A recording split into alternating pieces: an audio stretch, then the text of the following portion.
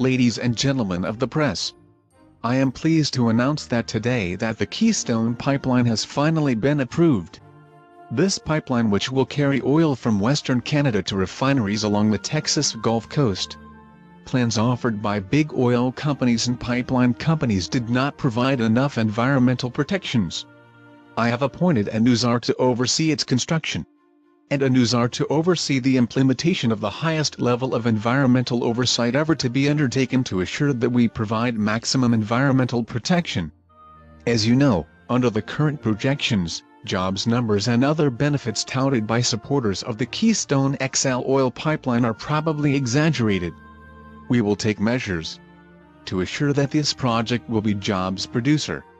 Accordingly, I will direct Director of Homeland Security to hire an additional 39,000 Border Control agents to be assigned to the protection of the pipeline, not only during its construction but to be retained until the pipeline is removed when it is no longer used.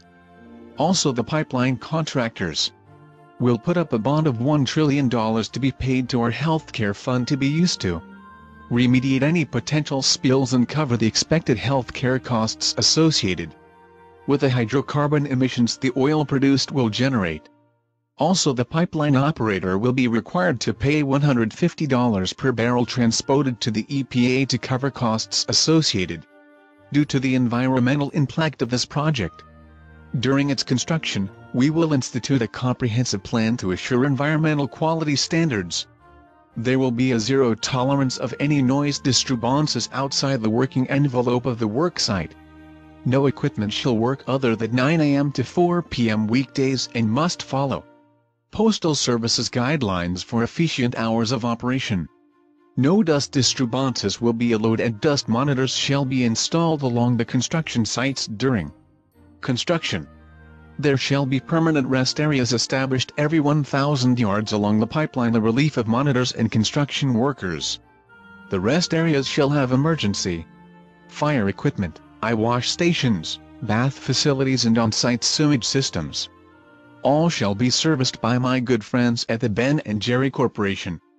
They have agreed to use all soda containers according to Mayor Bloomberg's newly proposed size standards. There will also be facilities in states like Colorado for workers who want to use medical marijuana and other prescription drugs, and gay bars stationed at every other mile marker.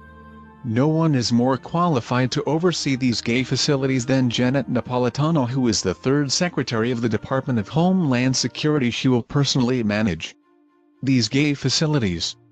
She has instituted a new, more strategic course to strengthen security in our gay bars, deploying additional personnel for their protection. Upon completion of the construction, the Department of Agriculture will oversee the planting of trees along the right-of-way. I have directed that green giants be placed there to block the site from public view and mitigate the carbon emissions that will be increased as a result of the oil that is transmitted. The green giants are to be planted in 3 stag rows on both sides of the right-of-way. They shall be 5 feet apart in rows.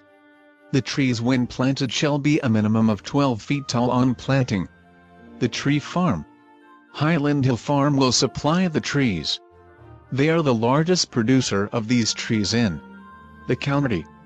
They agreed to donate these trees after discussion with my personal representative, Dennis Rodman. He met with officials of Highland Hill.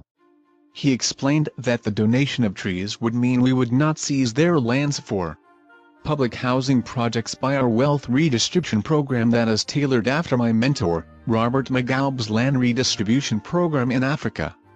With these protections in place, work shall be permitted 1 year after a health impact review is complete. Its oversight will be by Governor Mario Cuomo. He has been directed to move forward at a pace like the speedy progress New York has made in determining the safety of fracking in New York State.